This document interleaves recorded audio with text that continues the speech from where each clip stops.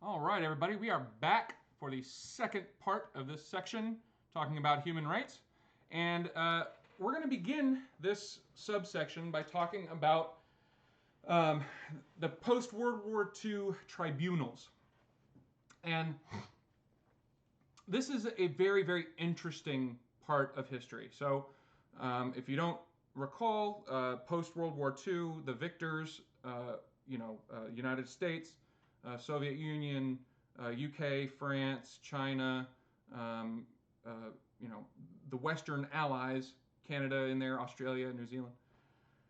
They had won the war, and it was very, very bloody and costly. Tens of millions of people died, um, and there were really, really horrible things done before and during that war by all of those countries listed.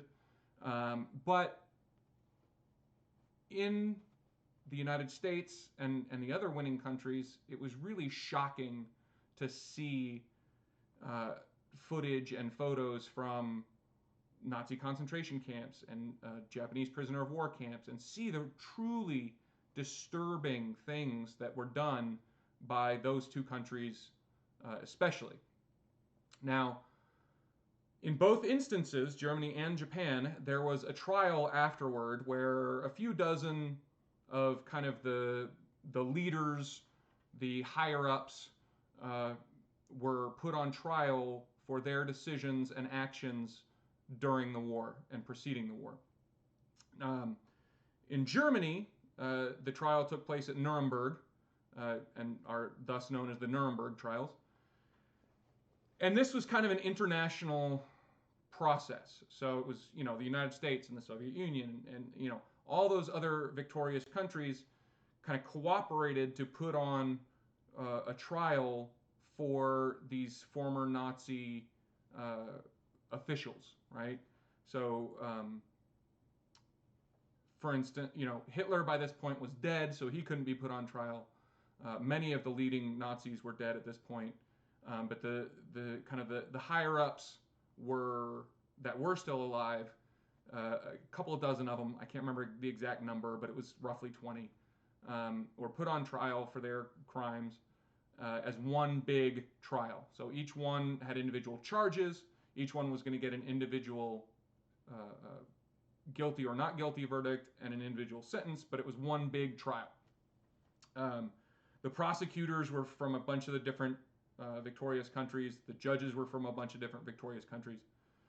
The vast majority were convicted. There were a few that were acquitted. Some of them got the death penalty and were hung. Some of them got assorted prison sentences. A few were acquitted.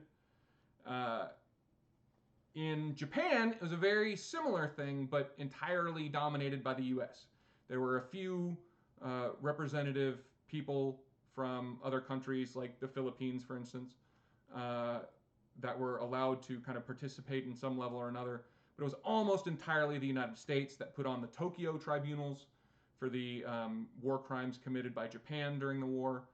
And again, it was 28 people were put on trial in one big trial. The prosecutor and the judges were all Americans. And once again, a few of the people were acquitted. A lot of them got the death penalty. In the middle, there was a large chunk that got some kind of prison term, 5 years or 30 years or, whatever that individual was decided to be responsible for. But these were kind of the first large major trials in an international context for what members of a different country had done to their own people that wasn't expressly against that national law.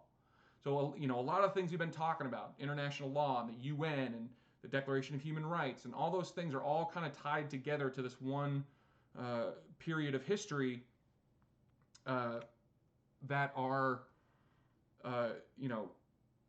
the causes and the history and the politics and the social issues were all intertwined. Now, Both of these post-World War II tribunals in Tokyo and in Nuremberg had a lot of um, legal issues. There are a lot of things that people were pointing out were either questionable or outright wrong. So first of all, um, there's the kind of legally sticky concept of retroactive law, right? As pointed out before, nothing that any of these defendants had done was against their nation's law at the time they did it. Does any country, or indeed within your country, does any court have authority to try you and convict you for a violation that wasn't against the law that applied to you at the time? I mean, we can all look at the atrocities committed during World War II and say, yes, that was absolutely wrong, but does that necessarily mean it's illegal? And if it's not necessarily illegal, does that necessarily mean we can or can't try and convict them of doing that obviously morally wrong thing? And kind of in the modern day, the common perspective is that yes, there are some things that are so morally wrong, we can try you and convict you of them, even though there was no law against it that applied to you at the time. But in the late 40s, this was much more controversial, especially among lawyers, than it is today. The other issue was that it only prosecuted the losers, i.e. German and Japanese people, for the atrocities that they committed. There were lots of atrocities committed by the US and the UK and France and the Soviet Union. None of those people that committed those atrocities were held to account at all. There was a lot of accusations that both the Germans and the Japanese on trial were given a completely inadequate defense, i.e., we gave them lawyers, but those lawyers either didn't put forth the effort that they should have, or they didn't have as much and as many resources as the prosecution did.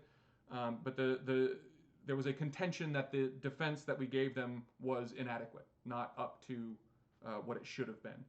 And then finally, there was a large amount of frustration by many people that there was no appeal. Once the judges made a decision on the cases, that was it. That was final, no appeal. And when the penalty is death, as it was for many in both groups, it was seen as a human rights issue that those convicted and sentenced were not given any sort of appeal. So let's flash forward roughly 50 years. And, as we've previously discussed, there were very disturbing, very horrible genocides in the early 90s in both Yugoslavia and Rwanda. And once again, the UN came together, well, now the UN, previously just the victors in World War II. But in the 90s, late 90s, the UN got together and said, look, remember that war crimes tribunal thing we did after World War II for those German and Japanese people? We need to do the same for these genocides in now the former Yugoslavia and Rwanda, and hold some of these people to account. Like we need to punish the people responsible for these genocides. So they set up ad hoc courts, and ad hoc just means on the fly, created specifically for this one purpose. So each one got its own international court. So there was an international court just for the Yugoslavia genocide, and there was one just for the Rwanda genocide. And they were slightly different, but mostly the same in that they were controlled by the UN. They got judges, a certain number of judges, a certain number of, money and time and effort were similar between the two processes, everything. Even though they were distinct courts with distinct missions and distinct rules, the vast majority of it overlapped. One of the differences between the post-World War II tribunals and these war crimes trials were appeals. Anybody who was convicted was able to appeal that sentence, um, and most were convicted. So not all of them, though. There were roughly 13, 14% in both cases were acquitted of the crimes they were accused of. So this was used as evidence that it wasn't just the victors trying to publicly humiliate and punish the losers, as was the accusation in the post-World War II tribunals, because they had many people acquitted due to lack of evidence or due to lots of other reasons. And importantly, unlike the post-World War II tribunals, there was no death penalty. None of the people convicted were given death.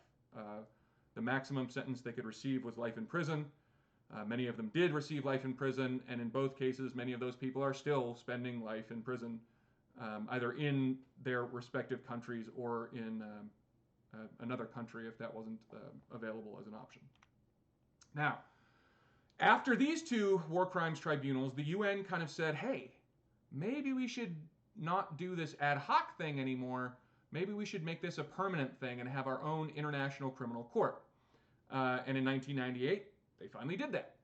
They've created the International Criminal Court, which has jurisdiction over crimes committed against or by members of the countries that have ratified the International Criminal Court Treaty, which I am almost entirely certain does not include the United States, or crimes referred to it by the UN Security Council. And once again, the UN Security Council is the one with the 5 permanent members: the US, the UK, France, China, and Russia.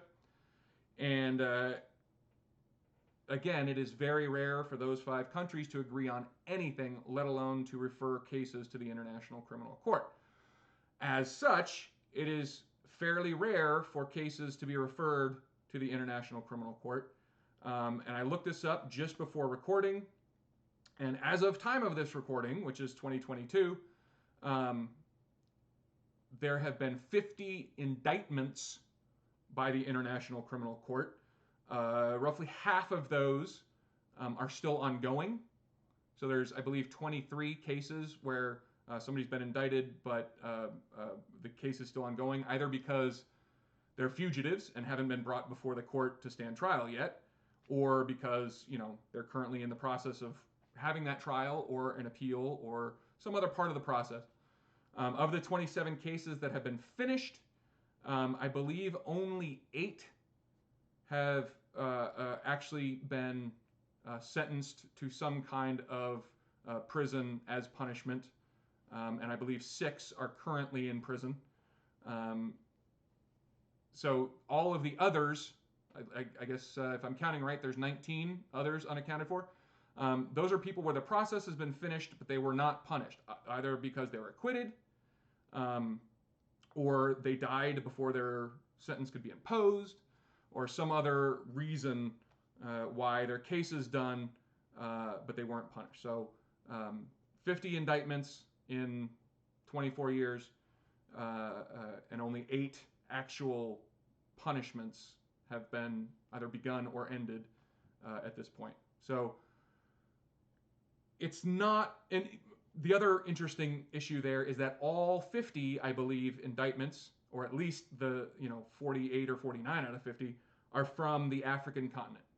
They're from the Congo or Libya or some other nation on the African continent. There has not been a single person from like an industrialized Western nation that has ever stood trial in these courts. Now, that's it. The International Criminal Court is an incredibly, incredibly important topic, an interesting topic, and I highly recommend you go out and do more research and find out more about it, and how it works, and the positives and negatives of having that kind of court. But anyway, that does it for me. Thank you so much for watching. I really, really appreciate it. I hope you learned something. Please leave a comment, send me a message about what you liked about this course, what I did right, what I did wrong. I'd love to hear any and all compliments, criticism, or just comments.